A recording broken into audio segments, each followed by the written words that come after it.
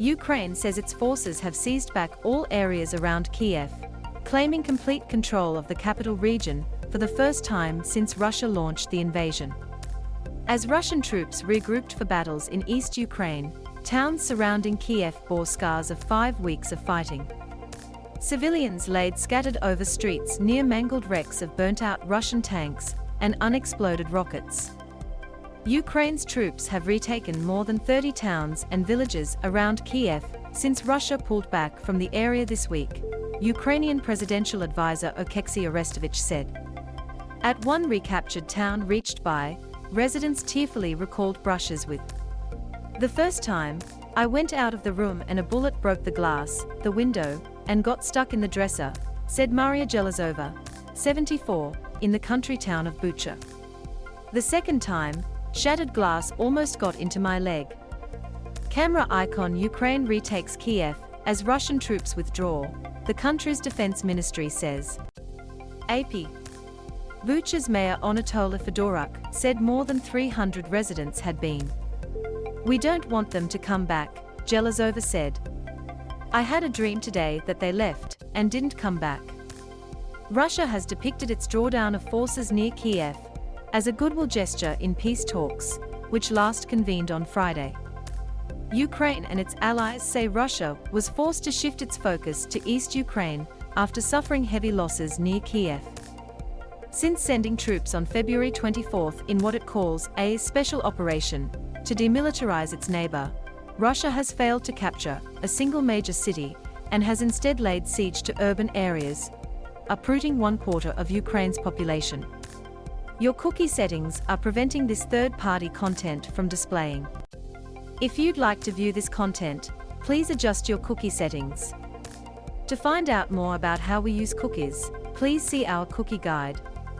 Ukraine's Deputy Defense Minister Hanna Maliar wrote on Facebook that the whole Kyiv region is liberated from the invader. There was no Russian comment on the claim, which could not immediately verify.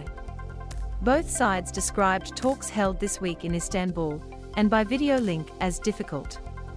Kremlin spokesman Dmitry Peskov said on Saturday the main thing is that the talks continue, either in Istanbul or somewhere else. A new round of talks has not yet been announced. But Ukrainian negotiator David Arakhamia said on Saturday that enough progress had been made to allow direct talks between Russian President Vladimir Putin and Ukraine's President Volodymyr Zelensky. The Russian side confirmed our thesis that the draft documents have been sufficiently developed to allow direct consultations between the two countries' leaders, Arakhamia said. Russia has not commented on the possibility. Camera icon Ukraine is preparing for new Russian attacks in the southeast after repelling an assault on Kyiv. AP.